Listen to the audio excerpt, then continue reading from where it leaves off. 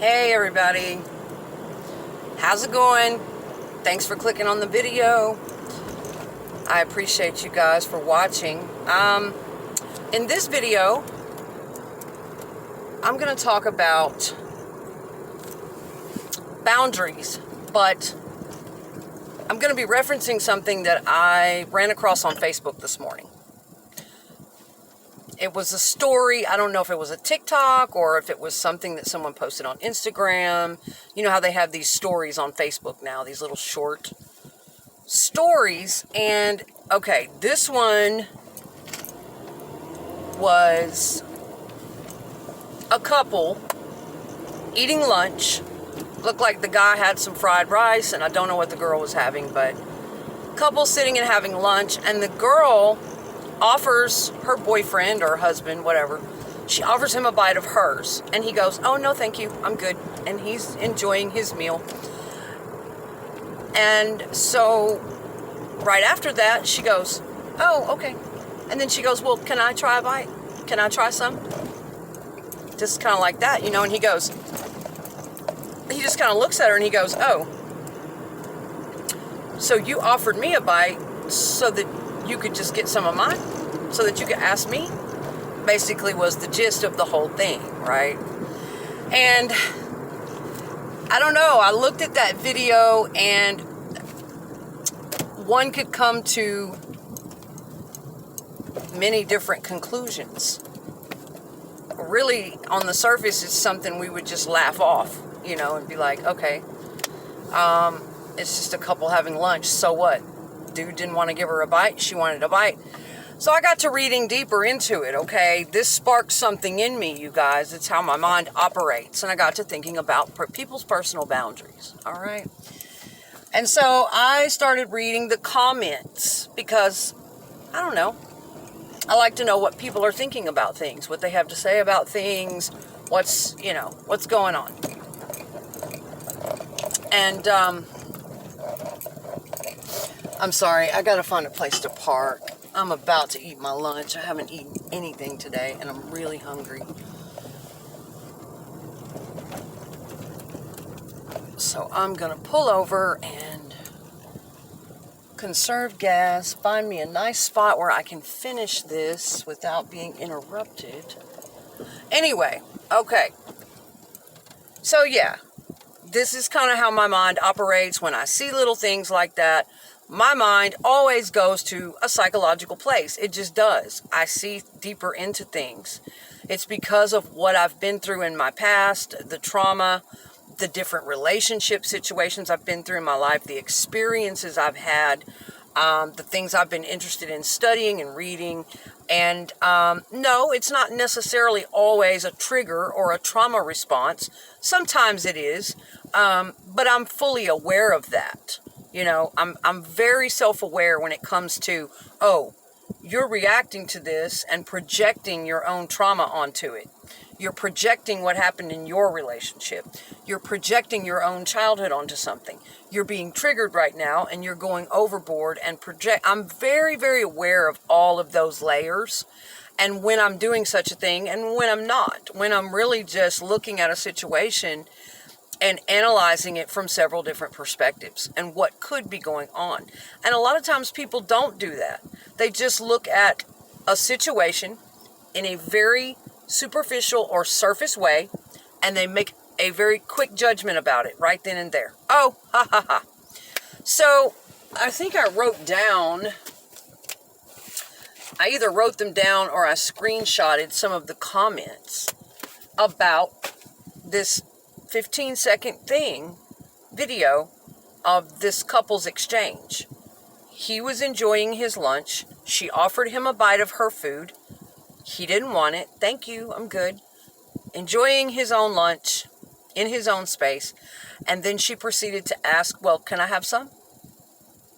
And just the look on her face, like I have I see the whole situation totally different than almost everyone in the comments saw it, okay? Everyone in the comments said things like, "What a jerk. Oh my God, major red flags with this guy. What a stingy ass. give her a bite. That was the basic overall feelings in the comment section after viewing this 15-20 second video. And I saw something totally different. And I'm just wanting to put it out there in this video and see what you guys think. And I'm just like that. I like to spread awareness, and I like to be open to perspectives. Because here's the thing. Psychological abuse and emotional abuse, it's something that is so overlooked in our society. It's so overlooked. People don't detect it. People are so trained and manipulated, and it's just not something that people stop and go, whoa, wait a minute, this isn't right, you know, and it's just a big jumble of people really not being aware of things like this when psychological abuse is actually happening, okay? And what I took away from that little small clip was something totally different. I did not see that guy as being a jerk at all. I did not see him as being a stingy ass at all. He politely declined and said, no, thank you. I don't want a bite of your food. Appreciate it.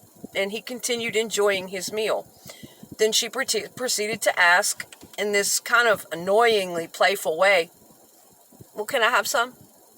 You know, and wanted a bite of his food. And to which he replied, oh, you just offered me a bite so you could get some of mine? Okay.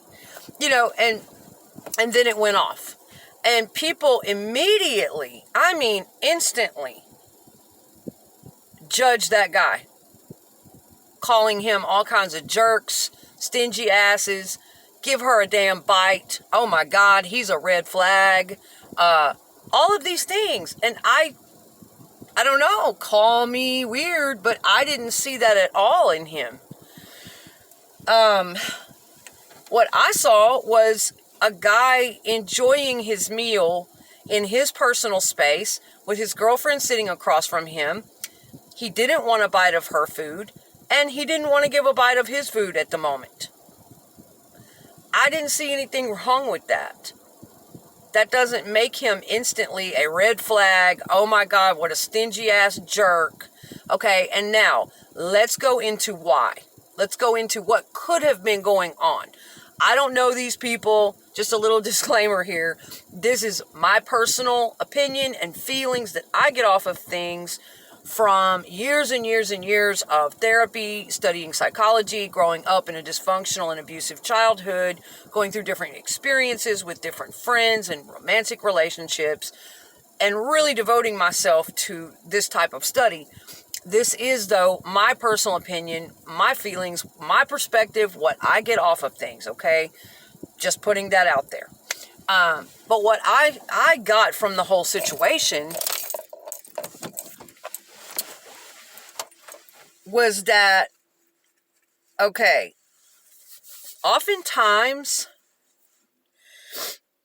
people get in relationships and they literally think they own the other person.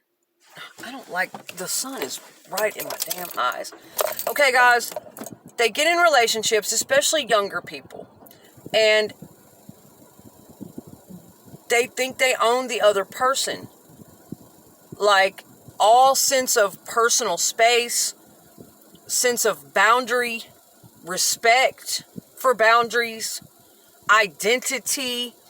This is where we start, you know, going into codependency, where two people become literally one identity, or the lines get very blurred, okay? Hey, who doesn't love a good romance? Oh, the two became one, and we do everything together, and everybody's okay with that. But the lines can get very blurred, and it can go into extreme codependency, loss of identity. It can become extremely toxic, and trust me, if you're doing that to a partner, I don't care if they sit there and smile and they take it. they keep letting you do it to them, and oh, you're the type of person that, oh, he doesn't care. I do what I want to him. He doesn't care. If you're that type of person that really has absolutely no respect for the personal space, boundaries, nothing about your partner, trust me, they don't like it. And they will start resenting you. Even if they don't show it on their face, even if they don't tell you with their mouth, you will start to see, they will start to resent your ass for it. They don't like it. I'm telling you now, it's pissing them off. And they might be kind and they might be polite. Depends on their personality. They may be really passive and never say a word to you about it. And then one day, they just up and leave you. Or you just never know. Some people are passive aggressive. They can't tell you that, hey, you're really hurting my feelings. I don't appreciate it when you reach into my plate, or I don't appreciate it when you just trample over me as if I don't exist. Some people, and especially men, sometimes have a hard time communicating these things because they don't want to hurt their girl. They don't want to make her mad. Yada, yada, yada. Okay. I'm just saying from personal experience of having this done to me, and back in the day, my lack of personal boundaries, my narcissistic personality, I had to go through a lot of therapy in my early years because of how I grew up. I didn't know any damn better, okay? But I had to be responsible for that and go get the help I needed. Just from past experience of walking through this type of thing from all angles, I didn't like it, even if I was nice about it at the time. And I finally had to get better and better about being able to communicate the fact that I don't like it. I don't like being treated this way. I don't like it when you do certain things. Can we go ahead and set some boundaries here? And so I'm just telling you right now, if you're a person who has no personal boundaries, you treat your partner like an extension of yourself. Like in that video, she didn't just directly reach over in his plate, but I know some people do. Just reach right on over, and it depends on the couple. It depends on the couple. If you guys are totally and surely okay with that, really okay with it, then that's nice. That's great. That's perfect. That's one thing. That's good. But a lot of people aren't okay with it, and they don't know how to express that. And to me, that is just so rude and disrespectful and lacking in personal boundaries and respect for your partner. If you don't even ask and you just reach over and start taking their stuff. Okay, here's what I'm trying to get at, the main point of the video. They will start resenting you for that. No man likes being treated that way. No woman either. But I feel like especially a man, But that is something I've been focusing on a lot lately because of certain relationship situations that I went through, things that I did to people in my earlier years, and I got better and better about learning personal boundaries and respect, and later on I attracted people who did those things to me, a very traumatizing situation where the person had no sense of my personal space, my personal boundaries, nothing. I started to feel like a non-entity, like I did not exist, like I was only an extension of him, his obsession. I can't even put words to what it felt like. Okay, to be in a psychologically and emotionally bullying, controlling, manipulative situation. It feels absolutely terrifying. And maddening to deal with. And so this is going on. It's going on, and a lot of people are not even aware of it. They're not even picking up on it, okay? And so I really was kind of triggered when I saw all of those comments immediately judging that guy. And I thought back to a time where I had been put in the exact same situation as him. Now, a lot of people on there got into the fact that, a couple of people did mention, well, you never know what this guy might have gone through in his childhood. You never knew he might have been beaten if he didn't do, Okay, some people went that route and they started to touch on some things that I personally was seeing in it. And they were right. Trauma in childhood can affect people in many, many different ways, okay? And there's nothing worse than being a person who grew up with a lot of childhood trauma. You're trying to work on it. You're trying to get along with others and function through things that may trigger you really badly, and then to turn around and be judged and made fun of, and, oh, you're just a jerk, you're just a stingy ass, and to not be understood when he was really well within his rights and his boundaries. And people are so angry when people have boundaries. Like, let's get to that. Why? Why are people angry when other people have personal boundaries?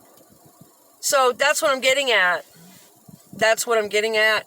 It makes people furious. For some reason, they think that when you get in a relationship, that's it. You own that other person. If their personal space, if you want to just barge right into it, when they're in the bathroom, when they're in the shower, they can't have a moment. They can't have a little plate of food to themselves. They can't, without you walking over there and thinking, if you so mind, that you're going to get some of it or interrupt that time for them. Now listen, hear me out, okay? This shit gets deep. I lived in such a situation before, and it was so absolutely traumatizing to me. Not only because I had had it done to me in childhood. My father was very abusive, alcoholic. He would barge in my room at any time of day or night, drag me out of bed. Beatings occurred, rants and ravings. I would be attacked at different times. Never knew when it was going to happen or for what. Lots of traumatic things went on in my childhood. And due to kind of growing up like that, him barging in and taking my personal things, tearing up the things that meant the most to me, that created something within me for sure. A lot of negative, yes, but a lot of positive came out of it. I worked very hard to get a grip and go to therapy and make a positive out of what happened back then. But I still to this day have things that if you walk across that boundary line with me, I'm going to feel triggered and I'm going to feel pissed. That comes with trauma, okay? And so try to understand that maybe the person you're involved with, if they are acting a certain way about something, making a quick surface judgment about them, you really never know what they've been through, why they're acting that way. And for me, I kind of evolved into a person who became very respectful of the boundaries of other people and very respectful and setting and being firm about my own boundaries, personal space, all of those types of things, and being fiercely protective of that for other people as well. If I saw someone invading the boundaries of another person, it would infuriate me. No, I don't appreciate that shit. Okay, but a lot of mine did stem from extreme trauma. And then, fast forward, I had several relationships. I was married a couple of times, kids. Fast forward to the age I'm at now, and my last relationship, it was very traumatic for me all over again. It was with a person who was an alcoholic. It really triggered a lot of my childhood things. I had to go through a lot in the situation. I had to learn a lot about myself. And the exact same thing was done to me. I could not have a moment to myself for any reason. And I attributed this, a lot of it, to his drinking, okay? Most of it. His lack of boundary. Because when he was sober, he wouldn't do that to me. But he was hardly ever sober. So it was very traumatizing to live with. And if he saw me contently eating a bowl of food or reading a book or anywhere, the bathroom, I mean, he would get up and come disturb it. He would distract it. He would want the attention, okay? So here's what we're getting at. Addicts in full-on addiction are always narcissists, okay? Now, many of them, when they are without their addiction, are not narcissistic. They go back to being pretty stable, self-aware, kind people. But a lot of them, even when they get rid of their addiction, they have narcissistic personalities or traits because they have fucking issues undealt with from their own childhoods, okay? And a narcissist, depending on what kind of narcissist and depending on the person, they want your attention. They want reactions. They want attention at all costs. You cannot be focused on anything but them, okay? It is unbelievable. Especially when you get involved with a covert narcissist who hides their narcissism for a very long time. You only get to see it come out in bits and pieces, and it's really hard for you to understand what the hell they are. They don't portray themselves as a regular narcissist type. Yes, this shit gets twisted. So, it's very traumatizing. It was very traumatizing to me. You never know what a person has gone through as to why they have a set way that they operate. Personal boundaries mean a lot to them. Personal space means a lot to them. And there's nothing wrong with that. And we have to understand that having personal boundaries doesn't just come from trauma. It's actually the healthiest way you can be. It's actually the people that are knocking people for having personal boundaries that probably need to work on their emotional intelligence level, okay? And in that post and in those comments, I saw a lot of emotional immaturity. Yes. I was searching for the emotionally intelligent comments that this guy had every right to say no, that he didn't want to share right then. Too many people think that just because they get in a relationship that they don't have to ask that other person's opinion. They don't have to treat them with respect. That they don't have to respect some personal space and personal boundaries and let them have something for themselves. My God. Now, I'm going to say this. I try to be a very balanced person with this, and I will reflect back on my own relationship that was traumatic for me. When we first got together, things were kind of difficult for me, and I explained a lot of my trauma. I tried to let him in on why I was certain ways about things and communicate that, okay, because I cared. I wanted him to understand. And I was pretty balanced about it. And still to this day, I think it's lovely to share a meal with a partner. I think it's lovely to order 2 separate dishes and we agree we're going to try each one. I think that's great. I had so much fun doing that. He and I did all kinds of things together. And I'm thankful that I got to bond to a person like that. I look at the good and the bad. And so I will say that up front. I love to cook. I love to share meals with a partner. I love to try new things. And there were many occasions that I was like, hey, here, try this, babe. You know, because I wanted him to experience the joy, the taste of that food. Not just because, oh, I'm going to do this so that I can get something from you. That equivalent exchange, and he often mentioned that equivalent exchange to me.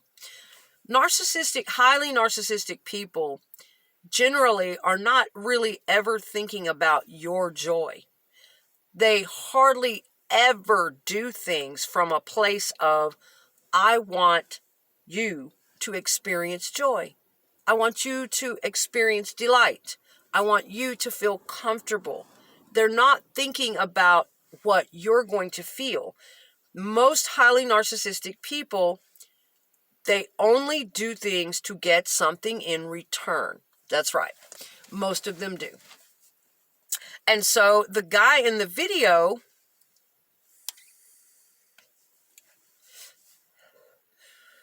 there are several things that could have been going on. Now, I don't know that for sure. I don't even know these people. But I wanted to open the perspective.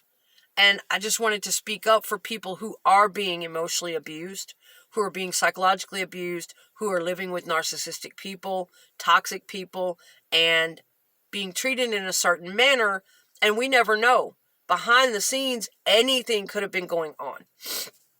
Like I say, there's nothing I love better than doing couple things and sharing back and forth, but I have certain periods of time where I don't want to do that. And I don't want to be judged for that. Those are my boundaries. And if you tell a person you love straight up, look, there are certain times of the month or certain times you may catch me off guard, and I may have a post-traumatic response to you because I have PTSD, I have anxiety, I had a traumatic past, and I will just let you know there may be times where if I say no, please don't judge and please don't push me. Be a real friend to me and be understanding, okay? Because if you push it any further over that boundary line, you're going to trigger and traumatize the hell out of me, and I'm going to get pissed, and you're going to see a reaction, and there it's going to go from there, and it's that damn person. If they push over your boundary after you've already told them politely, then it's them. They are acting in a very narcissistic manner. They are not respecting your boundaries, and if you end up having a reaction to them, you're going to look like the crazy one. That's right. When it is they who needed to take responsibility because they've already been told, don't come over this boundary line. If I say no, just leave it at that, okay? Be kind to me, be patient with me, be understanding, and hey, I'll be able to go right back to my normal, relaxed self when my panic attack or anxiety is over with. And that's how my relationship was. That's how I spoke about it. And there were times where I was very open and loving to share a great deal of the time. But there were times, especially around the time of my menstrual cycle, for some reason when I was hormonal, I didn't feel like being touched. I didn't feel like being too close. I didn't feel like sharing as much. And, I asked him to please care about me enough to be understanding. I'm not asking for a lot. Just leave me be during that time, please. And because of his alcoholism and his own undealt with issues, he could not do that for me. He kept coming over that boundary and coming over that boundary. He wanted to get reactions from me, anything that would give him attention.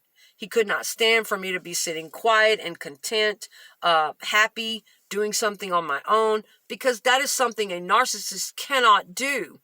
They're miserable. They need other people to entertain them. And even if I said, please, this is almost life and death. I need some space right now. Please let me just breathe. I just, nothing personal, but he could not and would not understand that. And it drove me away. It traumatized the hell out of me, and then it drove me away. I had no choice but to get away from it. I mean, it was just... Anyway, that's for another day, but, yeah, I had certain times, definitely when I was during my menstrual cycle, hormonal. If a girl sets a boundary and says, I'm not going to be feeling well during that time, please leave me alone. What's wrong with that? What is wrong with having a personal boundary and needing some personal space? That's what I'm getting at. Okay. And so I was kind of like that. I was good. I was open. I was loving and sharing most of the time. But I had set times where I needed to have my own personal space. No, this is mine. And when it came to meals, I could see in that girl on that video, she looked immature to me. And the guy looked a little bit more mature. His voice tone, he was just doing his thing, man. And the girl, I know that body language. I know that tormenting, picking, I want a reaction out of you, no matter what body language. Okay? I've seen it a million fucking times. And you never know. Before that one day, she could have done that to that guy so many damn times that he was just fed up. And so it kind of bothered me that they immediately just judged him as red flag, stingy ass, give that girl a bite. He's horrible. What a fucking jerk. You You have to look deeper at things, okay? That's all I'm saying, because I've walked through the shit where for some reason it always ends up that way. The toxic, narcissistic person who's really causing all of the problems, they always end up looking like the victim of something. And the person who's really trying to stay in their own lane and who isn't toxic and who isn't starting shit with them, that person always ends up looking terrible, like the crazy one, like the abuser. It's backwards. I hate it. I don't like it that that shit goes on, but it does. It does. And so it's important for me to share my experiences and to talk about psychological and emotional abuse. It is fucking abuse. I don't care. I don't give a fuck what anybody says. It's abuse, in my opinion, okay? I have to put that out there. These videos, again, little disclaimer there. These videos are just for educational purposes only. I'm not telling anybody to hate on anybody or go do anything. I'm just saying it is what it is. In my opinion and in my experience, this stuff is going on, okay? And so to wrap it up,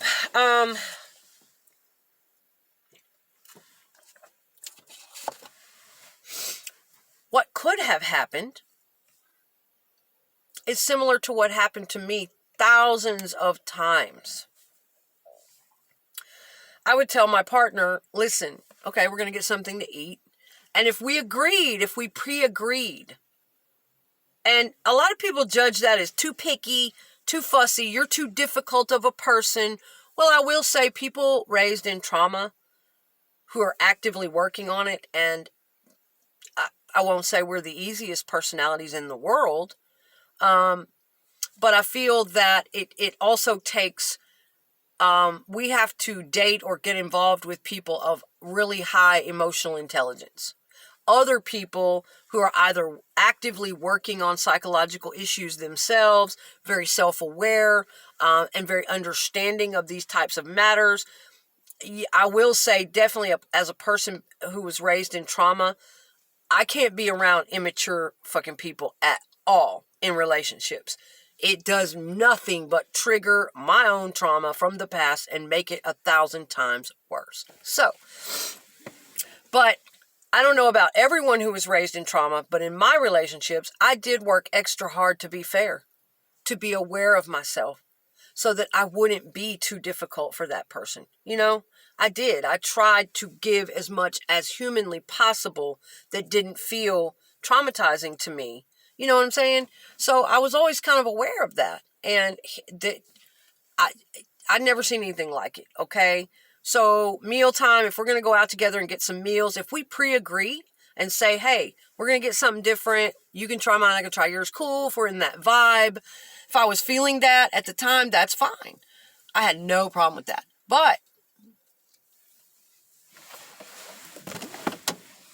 I need to move. I think somebody's going to come up and talk to me.